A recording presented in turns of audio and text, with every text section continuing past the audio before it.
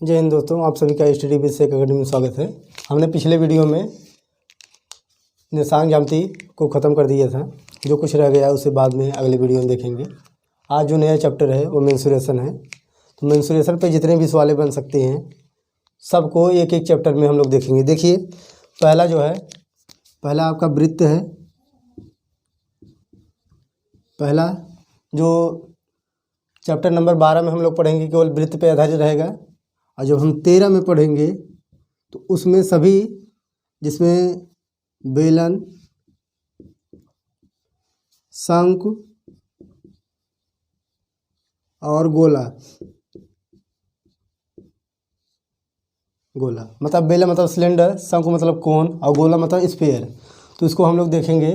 फिर एक दूसरे पे हो जाएंगे, मतलब दोनों मिक्सिंग पे आएंगे, जैसे दोनों मिला के आएंगे। फिर शंकु और गोला मिलेगा, फिर गोला और बेलन मिलेगा।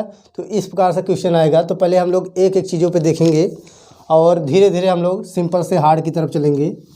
तो चलिए, आज वृत्त है तो वृत्त पे हम लोग चर्चा करते हैं।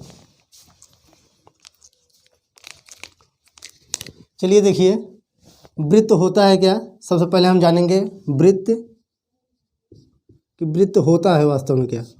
तो वृत्त देखिए, पहली बात तो ये 2 डायमेंशन होता है, 3 डायमेंशन पे नहीं होता है। ये 3 डायमेंशन मतलब इसमें 3 बिमी नहीं होते हैं। इसे आसानी से हम कहीं भी दिखा सकते हैं। ये हमारा हो गया वृत्त, इसको आसानी से दिखा सकते हैं। लेकिन गोला को हम दिखा नहीं सकते हैं, केवल कल्पना के आधार पर हम कह सकते हैं कि ये गोला है। इसमें हम अगर छापेंगे तो आपको गोला कैसे नज़र आएगा, देखिए ज़रा, इस प्रकार से गोला आएगा।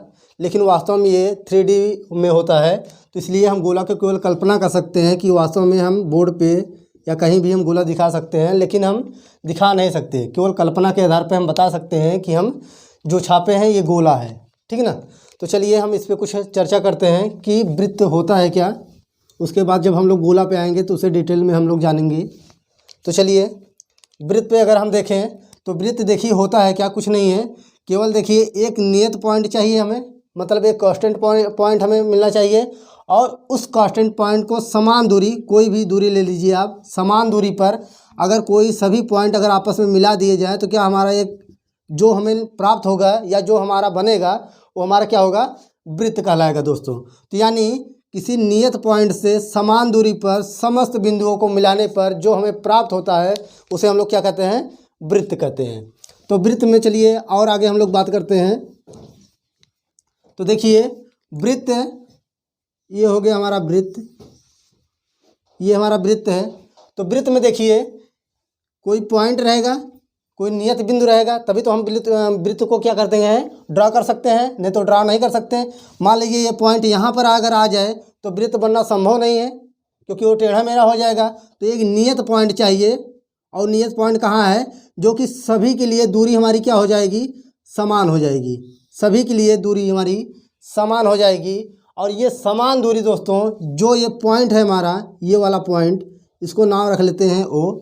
और देखिए इसमें क्या हो सकता है, इसका नाम रख लेते हैं A B C, A B C. अब इसका क्या मतलब है, ए ओ बी ओ ओ सी, ये हमारा डायामीटर होता है। ओ ए क्या है, हमारा त्रिज्या है। ओ ए क्या हमारा रेडियस है। तो ये हमारा क्या है, रेडियस है। तो अब इसमें हम लोग चर्चा और करें तो देखिए जो होगा, देखिए थोड़ा सा बड़ा बनाते हैं हम लोग।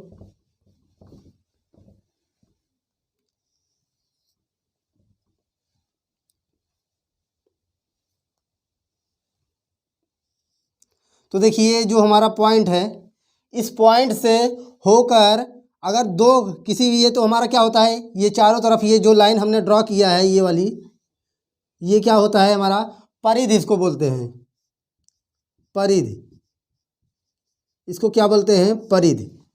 तो देखिए अगर इस परिधि के एक ओर से, अगर इस पॉइंट से, जो पॉइंट हमने नियत बिंदु माना है, अगर उस पॉइंट से होकर दूसरी ओर जो परिधि है अगर उसको टच करता है तो ये हमारा जो होगा वो हमारा क्या हो जाएगा, व्यास कहलाएगा।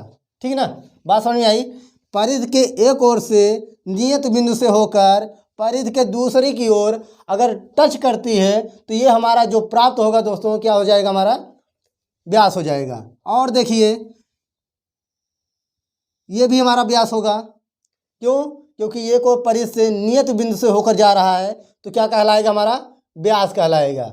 और देखिए कहीं से भी होकर जाए कोई दिक्कत नहीं, लेकिन ये नियत पॉइंट से होकर जाना चाहिए। जो हमने कांस्टेंट पॉइंट माना है जिसके प्रति हम लोगों ने क्या ड्रा किया है, वृत्त ड्रा किया है, अगर उससे होकर जाएगा तो क्या कहलाएगा, हमारा व्यास। ठीक ना। अब देखिए इतना बात तो आपको समझ में आ जानी चाहिए। देखिए पहली चीज़ हमने क्या माना, ए बी सी डी मान लेते हैं, ये भी हमारा क्या है, व्यास है। ई एफ ये भी हमारा व्यास है। तो देखिए एक वृत्त में कितने व्यास संभव हैं, तो इन्फिनेटिव मतलब अनंत व्यास आप खींच सकते हैं जिसकी कोई सीमा नहीं है। आप किसी भी हर पॉइंट से आप मिलाकर इस पॉइंट से अगर खींचेंगे तो न जाने कितने व्यास आप खींच सकते हैं। ठीक ना। और देखिए इसमें क्या हो सकता है, यहाँ से ये जो हमने ओ पॉइंट माना है ओ सी या ओ बी बराबर किसके हो जाएगा, ओ ए के बराबर किसके हो जाएगा, ओ सी के बराबर ओ एफ। ये सब हमारी क्या है, त्रिज्या है। ठीक ना, क्या है हमारी, ये सब त्रिज्या है। अब और बात करते हैं त्रिज्या और व्यास। यहाँ से आपको समझ में आ गया होगा कि त्रिज्या क्या है। त्रिज्या इस पॉइंट का आधा, मतलब नियत बिंदु से परिधि के एक ओर की दूरी जो होती है उसे हम लोग त्रिज्या कहते हैं। इसको स्मॉल आर से प्रदर्शित करते हैं। और इधर भी स्मॉल आर, तो यानी ये कितना हो जाएगा, अगर हम डायामीटर की बात करें, व्यास की अगर बात करें हम, तो कितना हो जाएगा, डी बराबर क्या हो जाएगा, आर प्लस आर बराबर 2r हो जाएगा, जिसको हम व्यास बराबर व्यास कहते हैं और 2 गुणे त्रिज्या भी कहते हैं, 2 गुणे त्रिज्या भी कहते हैं। इतनी बात समझ में आ गई होगी कि यहाँ से यहाँ तक की दूरी हमारी त्रिज्या कहलाती है, रेडियस कहलाती है, और यहाँ से यहाँ तक की दूरी त्रिज्या कहलाएगी। यानी अगर ओ यहाँ से अगर ले ई एफ तो क्या हो जाएगा, ये हमारा व्यास कहलाएगा दोस्तों। तो चलिए और इस पर हम लोग चर्चा करते हैं कि और इसमें क्या हो सकती है खासियत।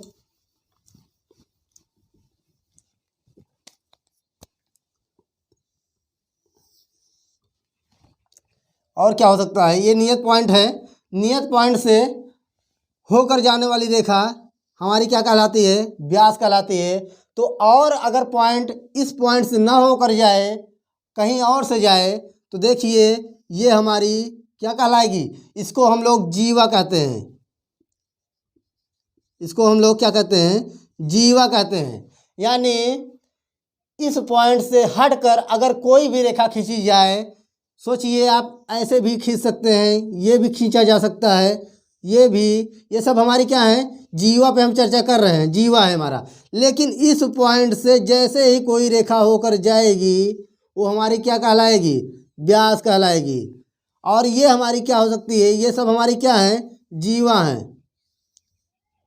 तो जीवा हम कहीं से कैसे भी ड्रा करें, लेकिन वो जो हम नियत पॉइंट माने हैं, जो कांस्टेंट पॉइंट माने हैं, उस पॉइंट से होकर न गुजरे और कहीं से भी होकर वृत्त के गुजरे, एक परिधि से दूसरे परिधि की टच कर जाए तो क्या हो जाएगी, हमारी जीवा कहलाएगी। चलिए और इस पर हम लोग देखते हैं। इतनी बात समझ में आ गई होगी। तो देखिए अब हम लोग इस पर चर्चा करेंगे। ये हो गया हमारा वृत्त, मानिए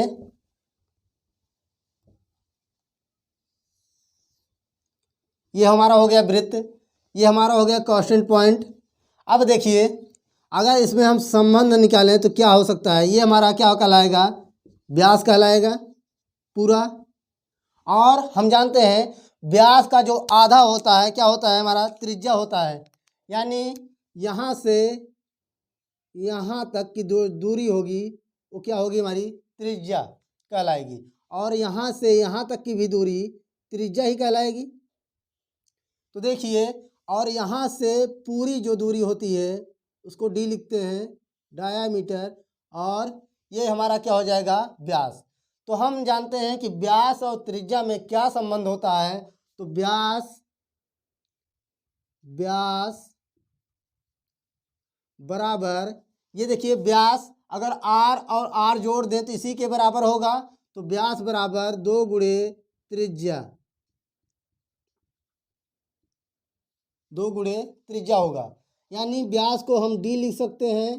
तो डी बराबर क्या हो जाएगा, 2 गुणे त्रिज्या। क्या हो जाएगा, 2 गुणे त्रिज्या हो जाएगा।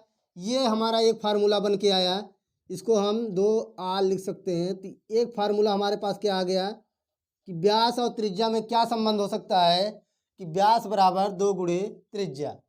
अब देखिए, एक अभी बात कर रहे थे हम परिधि की। तो परिधि होता है, परिधि होता है 2 पाई और r। ये देखिए क्या होता है, परिधि होता है 2 पाई r। इसको हम सेंटीमीटर में लिखते हैं। अगर सेंटीमीटर में, अगर ये हमारी त्रिज्या सेंटीमीटर में रहेगी तो सेंटीमीटर में लिखेंगे, मीटर में रहेगी तो मीटर में लिखेंगे। तो मात्रक का हमें विशेष ध्यान देना है। और देखिए क्या हो सकता है, ये भी हमारा क्या आएगा, सेंटीमीटर में। अगर हम मानते हैं कि त्रिज्या हमारा सेंटीमीटर में है तो हम सेंटीमीटर में रख सकते हैं। और देखिए व्यास हमारा मिल गया, हमें परिधि मिल गया। परिधि मतलब ये वाली, यहाँ से ये सब जो है हमारा क्या है, ये सब परिधि है।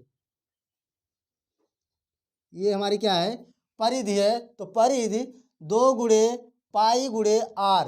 तो पाई का मान कितना होगा दोस्तों, पाई का मान होता है 22/7, या इसको लिखते हैं 3.14। इसका कोई मात्रक नहीं होता है दोस्तों। पाई एक कांस्टेंट नंबर है जिसका मान 22/7 भी हो सकता है और 3.14 भी हो सकता है। और आगे देखिए, अब हम बात करेंगे वृत्त के क्षेत्रफल की। तो वृत्त का क्षेत्रफल यानी एरिया ऑफ सर्कल, वृत्त का क्षेत्रफल क्या होता है, pi r square. Pi r square, जब इसको हम ऐसे लिखते हैं तो इसको लिखते हैं सेंटीमीटर स्क्वायर। तो ये हो गया हमारा वृत्त का क्षेत्रफल। और क्या हो सकता है वृत्त का क्षेत्रफल में, पाई गुणे आर। देखिए यहाँ से अगर हम आर की बात करें तो डी बराबर क्या होता है, 2r। अगर हम आर निकालेंगे तो क्या हो जाएगा, d/2 हो जाएगा ना, d/2 हो जाएगा। तो आर का मान यहाँ पर हम रख सकते हैं, क्या हो जाएगा, d/2 का स्क्वायर। तो क्या हो जाएगा, पाई d²/4 सेंटीमीटर स्क्वायर। क्या हो जाएगा, या तो अगर त्रिज्या के संबंध में देगा तो हम त्रिज्या को फॉलो करेंगे, अगर व्यास के संबंध में देगा तो हम व्यास को फॉलो करेंगे। तो एक सूत्र क्या आ गया, पाई आर स्क्वायर। या फिर हो सकता है अगर व्यास के संबंध में कहेगा तो पाई d²/4। तो ये हो गया हमारा वृत्त। अब इस पे हम लोग एक एक सवाल देखते हैं कि क्या होता है, कैसे होता है। चलिए, सूत्र इम्पोर्टेंट है, सूत्र को आपको ध्यान में रखना है। इससे ज़्यादा इसमें सवालें नहीं बनती हैं। केवल या तो परिधि पूछेगा, या तो रेडियस पूछेगा, या तो एरिया क्षेत्रफल पूछेगा। यही 3 सवालें इस पर बनती हैं, और जो कि हम लोग आसानी से, देखिए जब तक आप लोगों का बेस नहीं मजबूत होगा तब तक आपको सवाल समझ में नहीं आएगी। चलिए मैं यहाँ पर एक सवाल लिखता हूँ। एक वृत्त का व्यास 20 सेंटीमीटर हो तो वृत्त की त्रिज्या ज्ञात करो। क्या कह रहा है क्वेश्चन, एक वृत्त का व्यास यानी डायमीटर 20 सेंटीमीटर तो रेडियस ऑफ सर्कल पूछ रहा है कि वृत्त की त्रिज्या कितना होगा। तो चलिए इसको पहले हम लोग फिगर से देखते हैं, फिर देखते हैं कि क्या आएगा। तो देखिए अभी आपसे हम बताए हैं कि क्या होता है, व्यास नियर पॉइंट से एक ओर से दूसरी ओर। तो ये हो जाएगा हमारा व्यास कितना दिया है 20 सेंटीमीटर। क्या है 20 सेंटीमीटर, 20 सेंटीमीटर है। अब देखिए हमने बताया है कि डी और रेडियस में क्या संबंध होता है 2r।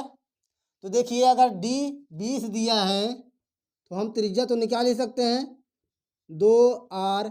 आर हम क्या करेंगे, आर रोकेंगे तो क्या हो जाएगा 20/2।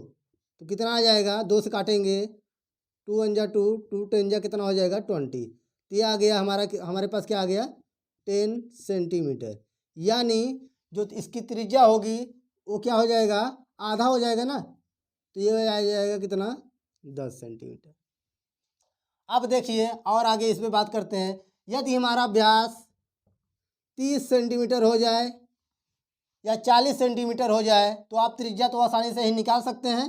त्रिज्या देखिए कैसे निकलेगा, फिर वही व्यास हमारा डी का मान दिया है कितना है 30, तो डी बराबर 2r पे लगाएंगे। डी बराबर 30 दिया है, 2 गुणे आर का मान पूछ रहा है, यहाँ पर त्रिज्या का मान पूछ रहा है। तो आर बराबर क्या निकालेंगे 30/2, तो कितना आ जाएगा 15 सेंटीमीटर। ये हो गया हमारा। जब व्यास देगा तो त्रिज्या पूछेगा, जब त्रिज्या देगा तो व्यास पूछेगा। पहले इस पे हम लोग सवाल एक एक कर लेते हैं। चलिए इतना तो समझ में आ गया होगा। अब और हम लोग आगे बात करते हैं। यही क्वेश्चन हम लोग फिर बनाते हैं।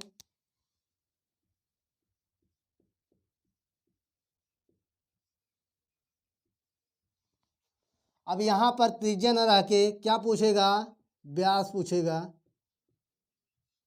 व्यास।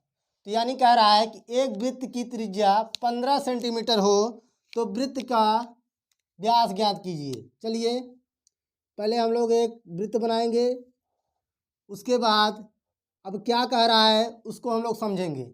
एक वृत्त की त्रिज्या 15 सेंटीमीटर, मतलब यहाँ से यहाँ तक की जो दूरी है वो कितना दे रखा है 15 सेंटीमीटर। ठीक है। अब वृत्त का व्यास पूछ रहा है तो डी और आर में क्या संबंध होता है 2r। अब देखिए डी हमें पूछ रहा है तो डी का हम जवाब देंगे 2 गुणे आर का मान हमारे पास क्या है 15 सेंटीमीटर। तो कितना हो जाएगा 15, तो कितना हो जाएगा 30 सेंटीमीटर। ये हो गया हमारा व्यास, यानी व्यास कितना निकला हमारा 30 सेंटीमीटर। यहाँ पर त्रिज्या अगर 40 कर दे तो व्यास क्या हो जाएगा, तो डी बराबर 2r। तो डी इक्वल टू 2 गुणे आर, 40 है तो 40 कितना हो जाएगा 80 सेंटीमीटर। कितना हो जाएगा 80 सेंटीमीटर। एक बात को समझिए, जब त्रिज्या देगा तो व्यास पूछेगा तो त्रिज्या का डबल क्या होता है, देखिए त्रिज्या का डबल व्यास आएगा और व्यास का आधा त्रिज्या आएगा। ठीक है ना। अगर त्रिज्या देगा तो उसका डबल कर देंगे तो कितना हो जाएगा 80, व्यास क्या हो जाएगा 80। और जब व्यास देगा त्रिज्या पूछेगा तो उसका आधा कर देंगे तो कितना हो जाएगा, इसका अगर व्यास पूछे तो कितना हो जाएगा 80 हो जाएगा और त्रिज्या ऑलरेडी दिया हुआ है। चलिए और इस पर हम लोग चर्चा करते हैं। अब देखिए व्यास और त्रिज्या तो आप लोग निकाल लेंगे। अब चलिए इसके परिधि की बात करते हैं।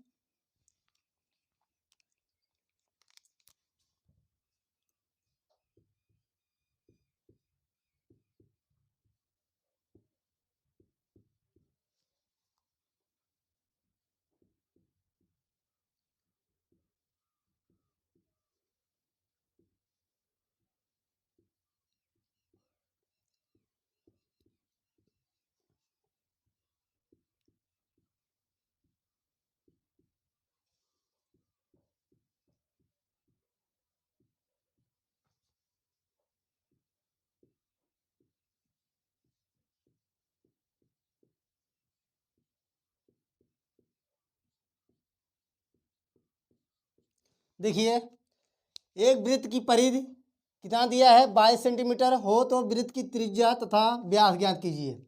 अभी हमने देखा था कि परिधि का जो फार्मूला होता है, परिधि बराबर 2πr, ये सेंटीमीटर में आता है। अगर ये सेंटीमीटर में दिया है तो सेंटीमीटर में लिखेंगे। तो 2πr ये कितना दिया गया है दोस्तों, तो परिधि कितना है, परिधि हमें दे रखा है, परिधि बराबर कितना है 22 सेंटीमीटर। परिधि कितना दिया है 22 सेंटीमीटर और परिधि बराबर क्या होता है 2πr।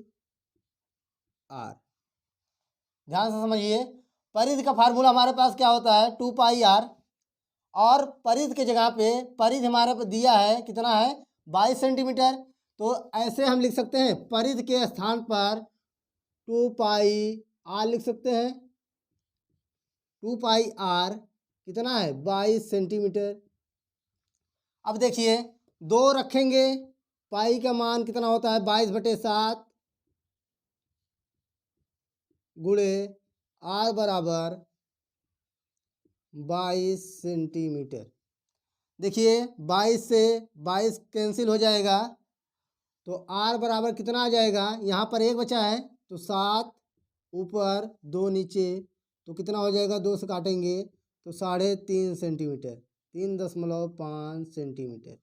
ये देखिए हमें हमारे पास क्या आ गया, त्रिज्या आ गया। अब व्यास पूछा है तो त्रिज्या का डबल करेंगे, तो व्यास बराबर 2 गुणे त्रिज्या।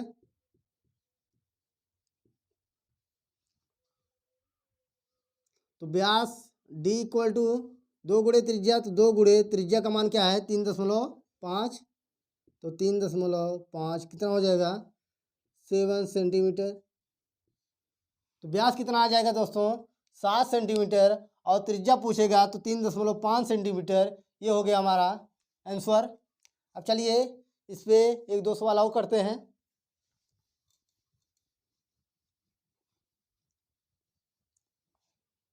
चलिए यहाँ पर मैं कर देता हूँ 66 सेंटीमीटर। अब देखिए एक वृत्त की परिधि 66 सेंटीमीटर हो तो वृत्त की त्रिज्या तथा व्यास ज्ञात कीजिए। अब देखिए परिधि की हम लोग जानते हैं कि परिधि का क्या फार्मूला होता है, परिधि बराबर क्या होता है 2πr, परिधि बराबर 2πr होता है। और परिधि बराबर हमारे पास दे रखा है कितना है 66, तो परिधि कितना है 66 बराबर 2 गुणे पाई का मान 22/7 गुणे r। जब हम r निकालेंगे तो जो बटा रहता है बराबर के उस तरफ क्या होता है गुणा हो जाता है। तो r देखिए 66 गुणे 7 हो गया बराबर 2 गुणे 22 गुणे r है, और जो गुणा रहता है वो क्या होता है भाग हो जाता है। तो इधर लिखेंगे r बराबर 66 गुणे 7/2 गुणे 22। तो देखिए 22×3 66 और 7×3 21, तो कितना आ जाएगा 21/2 बराबर r। तो r हमें क्या मिल गया, r बराबर 21/2, या इसको जब भाग देंगे तो 10.5 सेंटीमीटर आ जाएगा, 10.5 सेंटीमीटर आ गया। अगर हम व्यास की बात करें तो d इक्वल टू क्या हो जाएगा 2 गुणे त्रिज्या r, तो 2 गुणे r का मान क्या है 10.5, तो जब गुणा करेंगे तो कितना आ जाएगा 21 सेंटीमीटर। ये हो गया हमारा त्रिज्या, d निकला कितना 21, r कितना निकला 10.5, और परिधि से हमने क्या निकाला, जब परिधि देगा तो या तो त्रिज्या पूछेगा या तो क्या पूछेगा व्यास पूछेगा। तो ये हो गया हमारे परिधि और त्रिज्या के रिलेशन में जो सवालें बन सकती हैं वो हमने सॉल्व किया। चलिए 1-2 और देखते हैं कि और सवाल इस पे क्या बन सकता है।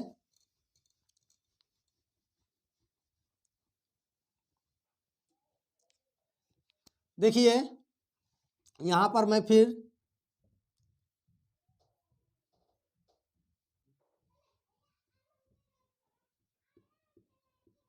यहाँ पर मैं 110 पाई रख दिया।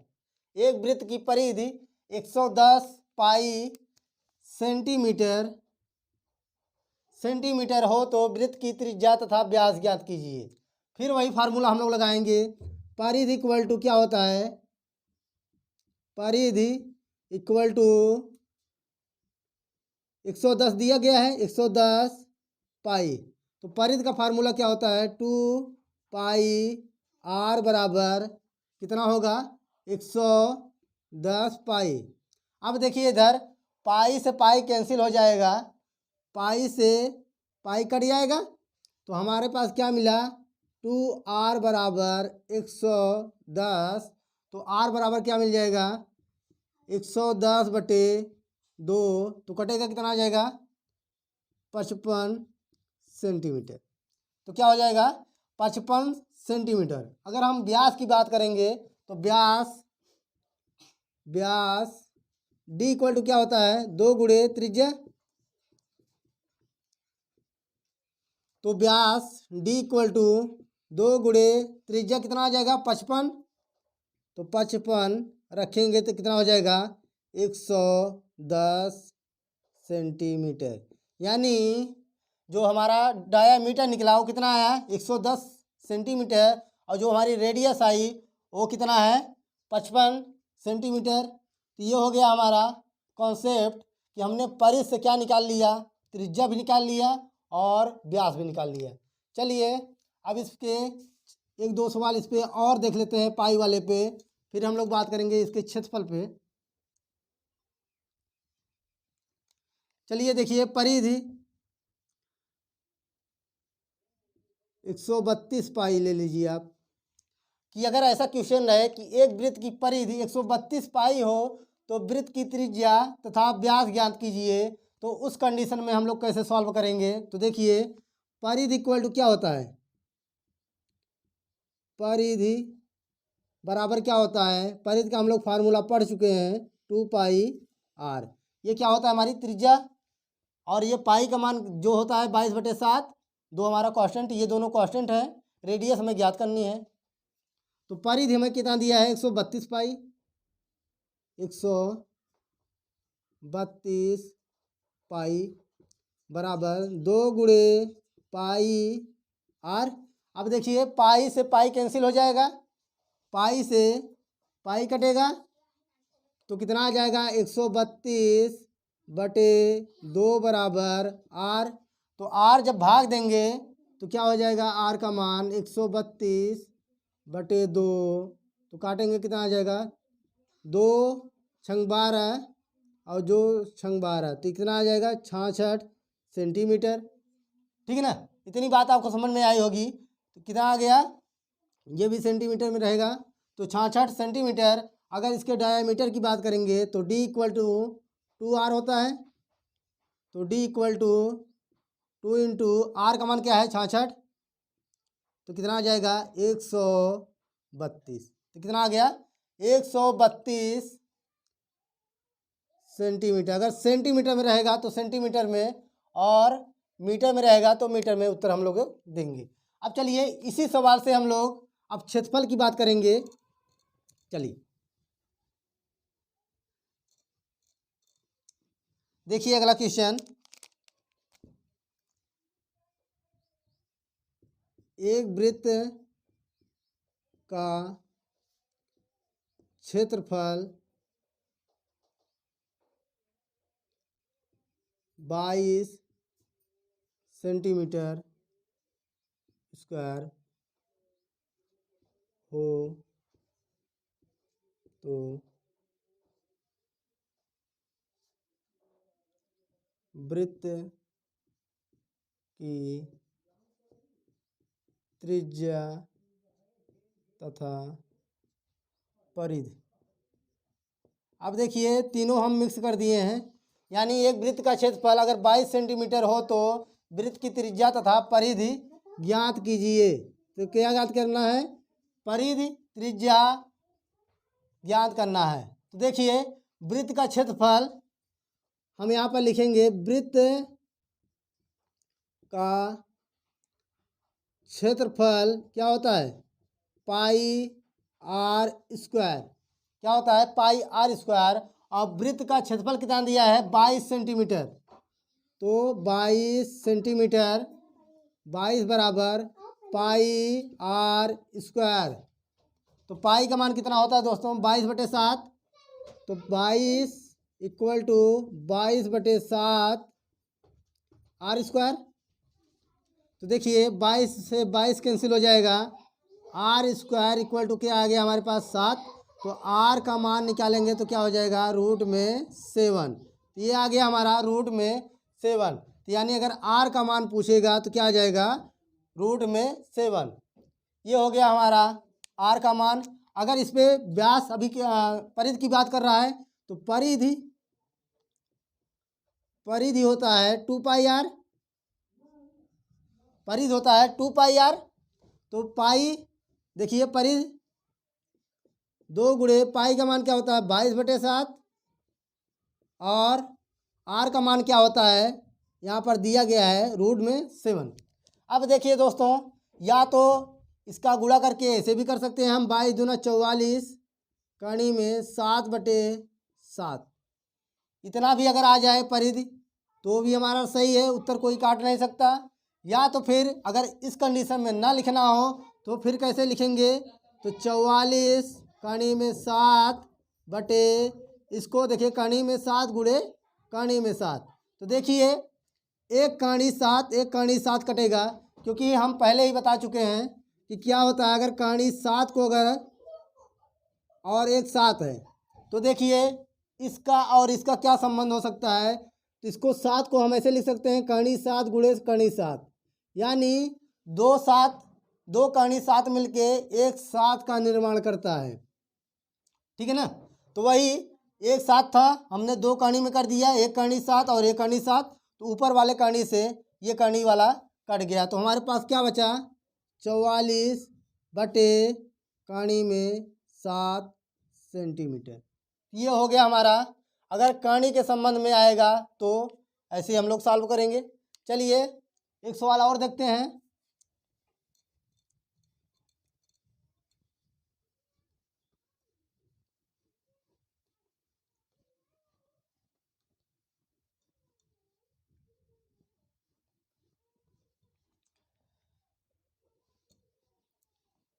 देखिए एक वृत्त का क्षेत्रफल अगर 144 पाई में रहे तो क्या होगा। चलिए देखते हैं, सेंटीमीटर स्क्वायर। देखिए जो वृत्त का क्षेत्रफल होता है, वृत्त का क्षेत्रफल क्या होता है, पाई आर स्क्वायर। हम लोग फार्मूला पढ़े हैं, पाई आर स्क्वायर। देखिए क्षेत्रफल, वृत्त का क्षेत्रफल, और यहाँ पर क्या लिखा है, वृत्त का क्षेत्रफल। तो जहाँ वृत्त का क्षेत्रफल और वृत्त का क्षेत्रफल कितना है, 144 पाई, तो इसके स्थान पे हम ये वाली संख्या लिख देंगे। तो कितना आएगा, 144 पाई बराबर पाई आर स्क्वायर। ये देखिए पाई से पाई कैंसिल हो जाएगा, तो आर स्क्वायर बराबर 144। तो देखिए जब आर स्क्वायर हमें निकालना क्या है, वृत्त की त्रिज्या और परिधि। अभी ये आर नहीं निकला है, अभी आर स्क्वायर के रूप में है। तो आर बराबर जब निकालेंगे तो इसका क्या निकालना पड़ेगा, √144। अब 144 को क्या लिखा जा सकता है, आप इसका फैक्टर बनाएंगे तो 12 गुणे 12 के रूप में आएगा। तो दोनों मिलके जब देखिए इधर मैं निकाल देता हूँ 144, जब इसको बोलते हैं वर्गमूल। वर्गमूल में क्या होता है, 2 का पेड़ बनाया जाता है, और जिसका पेड़ नहीं बनेगा वो अंदर रहेगा। तो 2 से काटेंगे तो 2 से 14, 2 दूनी 4, फिर 2 से 2 तिहाई 6, 2 छंग 12, फिर 2 से 18, 2 से 9, और फिर 3 से 1, 3, और फिर 3 से 1। तो देखिए 1 2 ये वाला और ये वाला मिल जाएगा हमारे पास। तो यहाँ पर मैं ये लिख सकता हूँ कि 2 गुणे 2 गुणे 2 गुणे 2 गुणे 3 और गुणे 3 के रूप में लिखा जा सकता है। 2 का हम पेयर बनाएंगे और जिसका पैर बन जाएगा वो कहानी से बाहर हो जाएगा। तो आर बराबर क्या मिलेगा, 1 2 फिर 1 2 और 1 3, तो कितना आ जाएगा 12 सेंटीमीटर। ये हो गया हमारा त्रिज्या। अब परिधि की बात करें हम, परिधि यहाँ पर देखिए, परिधि क्या होता है 2πr, 2 गुणे पाई का मान 22/7 और आर हमें यहाँ पर मिल चुका है कितना है 12। तो इसमें गुणा कर देंगे, 12 दूना 24 गुणे 44 कर लेंगे, 24 गुणे 44/7, तो यही हमारा कितने में आएगा सेंटीमीटर में। ये हो गया हमारा आंसर। तो आज वृत्त पे जितने भी सवालें बन सकती हैं उसको हम लोगों ने बनाया। अगले वीडियो में हम लोग इसका परसेंटेज देखेंगे कि जब इसके क्षेत्रफल में कमी होगी या वृद्धि होगी तो उसके त्रिज्या में कितनी कमी आएगी, कितना वृद्धि होगा। हम लोग अब अगले वीडियो में इसको हम लोग देखेंगे। जो आप लोगों का सिलेबस में है उसको भी हम लोग आसानी से कवर करते हुए चलेंगे, जो चैप्टर नंबर 12 में। अभी तो ये केवल बेसिक चल रहा है ताकि आप लोग जानें कि वृत्त क्या होता है, उसकी एरिया कैसे निकाला जाएगा, डायमीटर क्या होता है, रेडियस क्या होता है, पेरीमीटर क्या होता है। तो उस सब बातों को हम लोगों ने यहाँ पर बहुत बढ़िया से समझा। अब हम लोग अगले वीडियो में हम लोग बात करेंगे कि इसके क्षेत्रफल में अगर कमी आएगी तो रेडियस यानी त्रिज्या में क्या कमी आएगी, डायमीटर में क्या कमी आएगा, अगर वृद्धि होगा तो कितने का वृद्धि होगा। तो हम लोग मिलेंगे अगले वीडियो में। तो आज के लिए इतना ही। जय हिंद।